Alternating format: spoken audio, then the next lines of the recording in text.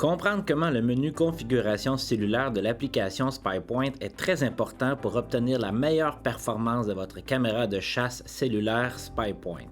Une fois dans l'onglet Paramètres de la caméra, vous verrez la configuration cellulaire à la deuxième option sous le nom de la caméra. Cliquez sur le plus à droite des paramètres pour plus d'options.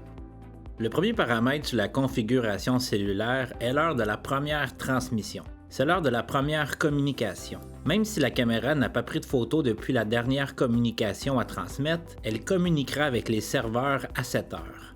Cette heure sera le point de départ pour calculer d'autres communications des prochains paramètres. Le deuxième paramètre est la fréquence des transmissions.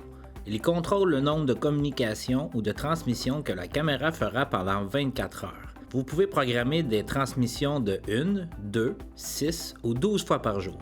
Vos photos seront envoyées à des intervalles de 24, 12, 4 ou 2 heures. Nous reviendrons sur l'option chaque détection plus tard.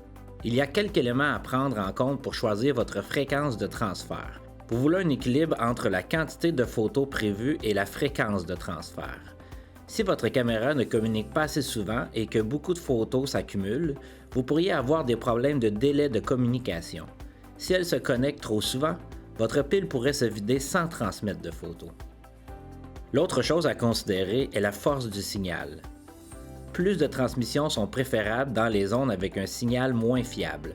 Si le signal est si faible que la caméra ne peut se connecter, des transferts plus fréquents signifient qu'elle tentera de se reconnecter plus tôt ensuite. Si votre caméra ne communique qu'une fois par jour et qu'elle n'arrive pas à se connecter pendant ce temps, elle ne tentera que se reconnecter que 24 heures plus tard.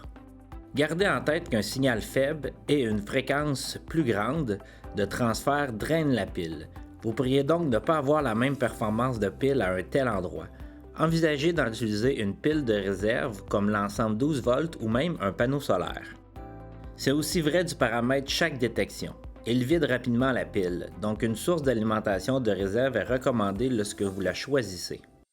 Le dernier paramètre de cette section est prendre une photo lors de la prochaine transmission. Si vous activez ce paramètre, la caméra prendra une photo lors de la prochaine communication programmée. Ce paramètre est utile lorsque vous craignez que votre caméra n'envoie rien pendant un certain temps. Même si nous pensons qu'il y a toujours un animal devant notre caméra, ce n'est pas le cas.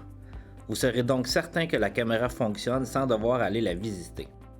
Sachez aussi que si vous choisissez le paramètre chaque détection et que vous recevez une photo au prochain transfert, vous pourriez la recevoir seulement lors de la première heure de transfert choisie dans l'application s'il n'y a aucun mouvement devant la caméra.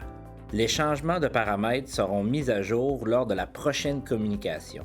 Si vous avez choisi chaque détection, vous recevrez vos photos plus rapidement.